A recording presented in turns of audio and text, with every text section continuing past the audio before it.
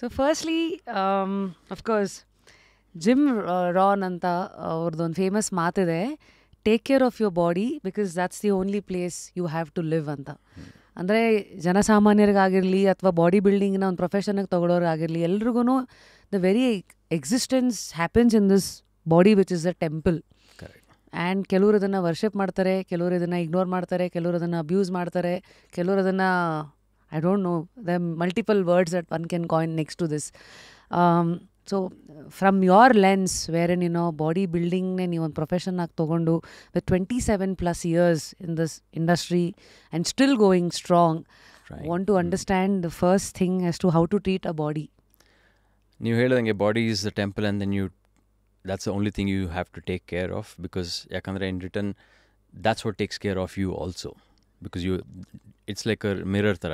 how you portray and how you take care of the body in terms of ನೀವು ಅದನ್ನು ಎಷ್ಟು ಚೆನ್ನಾಗಿ ನೋಡ್ಕೊಳ್ತೀರಾ, as long as you balancing it, ನಿಮ್ಮ longevity ಆಗಲಿ ಇಲ್ಲ ನಿಮ್ಮ ಹೆಲ್ದಿ ಲೈಫ್ ಸ್ಟೈಲ್ ಆಗಲಿ, ಸೊ ಅದು ನಿಮಗೆ ಸಪೋರ್ಟ್ ಮಾಡ್ತಾ ಇರುತ್ತೆ in your walks of life. Either it might be functional day-to-day activities ಇರ್ಬೋದು, or it might be your health related, definitely, as long as ನೀವು ಹೇಳ್ದಂಗೆ, as long as you don't abuse it.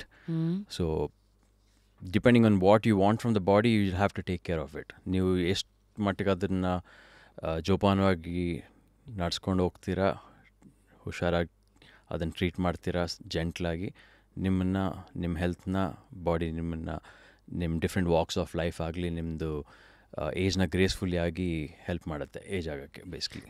ಒಂದು ಇಲ್ಲಿ ನಾವು focus ಮಾಡಬೇಕಾಗಿರೋದು ನನಗನ್ಸುತ್ತೆ, ಎಷ್ಟೊಂದು ಜನಕ್ಕೆ body is always taken for granted because it has come for free ಅಲ್ವಾ. ಲೈಕ್ ಹೌ ಟೈಮು ಫ್ರೀಯಾಗಿ ಬಂತು, ಸೊ ಇಸ್ ಅ ಬಾಡಿ. ಎಷ್ಟೊಂದು ಜನಕ್ಕೆ ರೆಸ್ಪೆಕ್ಟ್ ಮಾಡೋಕ್ಕೆ ಹೋಗಲ್ಲ, including me. I am sure ನನಗೆ ಜಿಮ್ಮಿಗೆ ಹೋಗಬೇಕು ಅಥವಾ ಬಾಡಿನ ಹೇಗೆ ಇಟ್ಕೋಬೇಕು ಅನ್ನೋ ಆ ಕಂಡೀಷ್ನಿಂಗ್ನು ಆ ಥಾಟ್ಸ್ ಮನ್ಸಿಗೆ ಬರೋ ಹೊತ್ತಿಗೆ probably I was in my late 20s.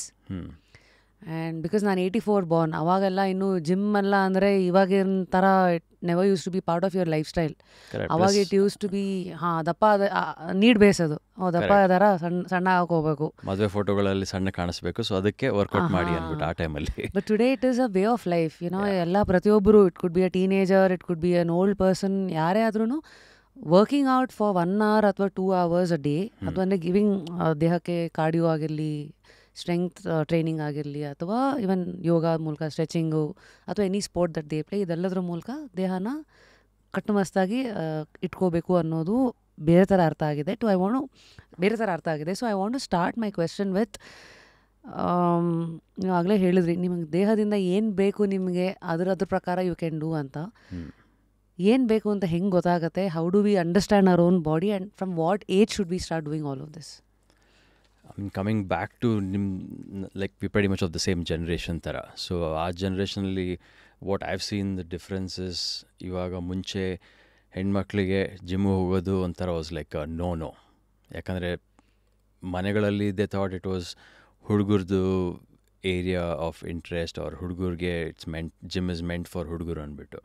ಯಾಕಂದರೆ ಹುಡುಗಿರು ಜಿಮ್ಗೆ ಹೋದರೆ ಮಸಲ್ಸ್ ಬರುತ್ತೆ ಅಂತ ಆ ಥರ ಕನ್ಸರ್ನ್ ಇತ್ತು. ಸೊ ಅವ್ರನ್ನ ಜಿಮ್ಗೆ ಹೋಗೋಕ್ಕೆ ಬಿಡ್ತಾ ಇರಲಿಲ್ಲ ಅಷ್ಟು, unless they have a issue or something to fix in terms of body weight ಆ ಥರ ಈ ಥರ. ಬಟ್ ಅದು ಬಿಟ್ಟರೆ ಇವಾಗ ನೀವು ಹೇಳ್ದಂಗೆ it's become like a meal. ಒಂಥರ ನಾವು ಬ್ರೇಕ್ಫಾಸ್ಟ್ ಹೇಗೆ ಮಾಡ್ತೀವಿ ಆ ಥರ it's become a priority, or having a lunch or dinner, it's become a priority. It has to be a part of life. And ಒಂಥರ ಒಳ್ಳೆ ಕೆಲಸ ಏನಂದರೆ, ಅಟ್ಲೀಸ್ಟ್ ಒಳ್ಳೆ ಇನಿಷಿಯೇಟಿವ್ ಏನಾಗಿದೆ ಅಂದರೆ, ಇವಾಗ ಎಲ್ಲರೂ ಜಿಮ್ಗೆ ಹೋಗಿ ವರ್ಕೌಟ್ ಮಾಡಬೇಕು, ಹೆಲ್ತ್ ಬಗ್ಗೆ ಕಾನ್ಷಿಯಸ್ ಇದ್ದಾರೆ.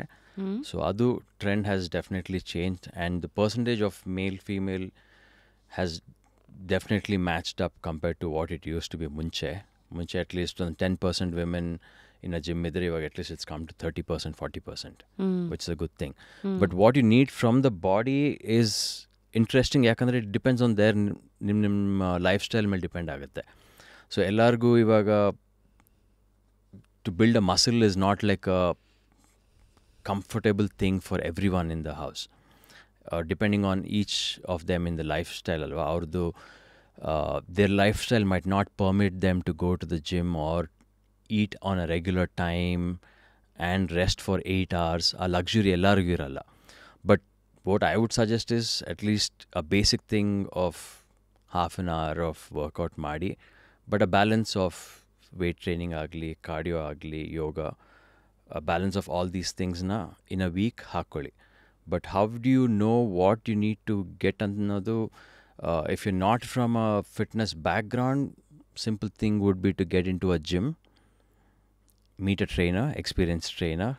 ಸೊ ನೀವು ಹೇಳ್ದಂಗೆ bodies come for free, so most of us tend to ignore ಅಂತ. ಒಂದು ಪರ್ಸನ್ ಟ್ರೈನರ್ನ ಹೈರ್ ಮಾಡಿ ಕಾಸು ಕೊಡ್ತೀರ ಅವ್ರಿಗೆ, so you become more accountable. You like okay, my body, even though bodies for free, somebody is accountable, and then I don't have to kind of ignore it, ಯಾಕಂದರೆ I have given that responsibility to somebody. ಅವ್ರ ಹತ್ರ, in case if you're not from a fitness background, ask the experienced person, what should be my goal for my lifestyle, ನಂದು age ಹೀಗಿದೆ, ನಂದು fitness goals ಸದ್ಯಕ್ಕೆ ಈ fitness ಸ್ಟೇಜಲ್ಲಿ ಇದ್ದೀನಿ, ನಾನು 5 years ಡೌನ್ ದ ಲೈನ್ ನಾನು how I need to be, help me out with that ಅಂದ್ಬಿಟ್ಟು. ಸೊ ಅವಾಗ ಅವ್ರು ಹೇಳ್ತಾರೆ. So qualified fitness instructor would definitely take you in a right path. ಹೇಳ್ಬೋದು ಹಿಂಗೆ ನೀವು ಈ 2000ಇಂದ 2005ವರೆಗೂ ಆಗಸ್ಟಲ್ಲಿ ಎಕ್ಸಾಂಪಲ್ ರಫ್ ಏಜ್ ಒಂಥರ ಇಯರ್, ಆ್ಯಂಡ್ 5 yearsಲ್ಲಿ ನೀವು ಇಷ್ಟು kg ಮಸಲ್ ಮಾಸ್ ಹಾಕ್ಕೊಬೇಕು, ಇಷ್ಟು ಫ್ಯಾಟ್ ಪರ್ಸೆಂಟೇಜ್ ನಿಮ್ದು ಕಡಿಮೆ ಆಗಿರಬೇಕು. In case if it's already high, ನಿಮ್ಮ ಮಸಲ್ ಮಾಸ್ ಕಮ್ಮಿ ಇದ್ದರೆ ಮಸಲ್ ಮಾಸ್ ಇನ್ಕ್ರೀಸ್ ಆಗಬೇಕು. ಸೊ ಬೋನ್ ಡೆನ್ಸಿಟಿ ಇನ್ಕ್ರೀಸ್ ಆಗಬೇಕು. ನಿಮ್ಮದು testosterone or growth hormones or any hormone level, men or women, ಏನು ಚಾರ್ಟಲ್ಲಿರಬೇಕು. As long as it doesn't ಒಂಥರ exceed ಆಗೋದು ಅದೆಲ್ಲ ಆಗಿಲ್ಲ ಅಂದರೆ, ಪ್ಲಸ್ ನಿಮ್ಮ ಕೊಲೆಸ್ಟ್ರಾಲ್ ಲೆವೆಲ್ ಕಡಿಮೆ ಆಗಬೇಕು, ಪ್ಲಸ್ ನಿಮ್ಮದು HDL ಆಗಲಿ LDL ಆಗಲಿ ಎಲ್ಲ ಪ್ಯಾರಾಮೀಟರ್ಸ್ ಇರುತ್ತೆ ನಮ್ಮ ಹ್ಯೂಮನ್ ಬಾಡಿಯಲ್ಲಿ. ಬ್ಲಡ್ ಮಾರ್ಕರಲ್ಲಿ ನಮ್ಮದು ಯೂಶ್ವಲ್ ಬ್ಲಡ್ ಟೆಸ್ಟ್ ಮಾಡಿದ ತಕ್ಷಣ ಗೊತ್ತಾಗುತ್ತೆ ಏನೇನು ಮಾರ್ಕರ್ಸ್ ಎಷ್ಟೆಷ್ಟಲ್ಲಿದೆ, ಎಷ್ಟೆಷ್ಟು ಹೋಗ್ಬೇಕಂತ. ಅದು ರಿಪೋರ್ಟ್ ಅವ್ರಿಗೆ ಕೊಟ್ಟಿದ ತಕ್ಷಣ ಅವ್ರಿಗೆ ಹೇಳಿ, ನಮ್ಗೆ ಹಿಂಗೆ ಇಶ್ಯೂ ಇದೆ, ಹೆಲ್ಪ್ ಮಾಡಿ, I need to be a better person, I need to be a healthier person end of 5 years.